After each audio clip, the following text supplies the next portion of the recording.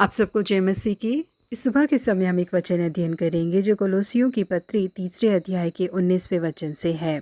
हे पतियों, अपनी अपनी पत्नी से प्रेम रखो और उनसे कठोरता ना करो। पासवान बिल रे का कहना है कि मैंने विवाह के ऊपर काफी पुस्तकों को लिखा है, इसके ऊपर काफी शिक्षा दी है और इसके ऊपर काफी चर्चा के कार्यक्रमों को भी किया है, परंतु विवाह के बारे में अधिकतर चीजें मैंने जहाँ से जानी है वो मेरे पिता के उदाहरण पूर्वक जीवन से ही है। ऐसा कभी भी नहीं हुआ है कि जब कभी मैं विवाह के विषय पर चर्चा करता हूँ तो अपने पिता के उदाहरण को बताना भूल जाऊं। बचपन से लेकर जवानी तक मैंने हमेशा ही अपने पिता को, अपनी माँ को प्यार करते हुए और उन्हें आदर सम्मान देते हुए देखा है। अक्सर वो माँ को बाहर खाना खाने के लिए होटल ले जाया करते थे। जब कभी माँ का जन्मदिन या मदर्स डे आता था तो एक खूबसूरत सा तोहफा वो उन्हें देते थे। मेरे पिता को ये बात बिल्कुल भी बर्दाश्त नहीं थी कि हम 7 भाई बहनों में से कोई भी हमारी माँ के बातों का विरोध करे या उनसे ऊंची आवाज में बातें करे। उसके साथ ही मेरे पिता इस बात में बहुत ही ध्यान पूर्वक रहते थे कि वो घर की हर एक जरूरतों को सही समय पर और ठीक से पूरा कर सके करके पासवान बिल रे ने अपने पिता के बारे में बताया।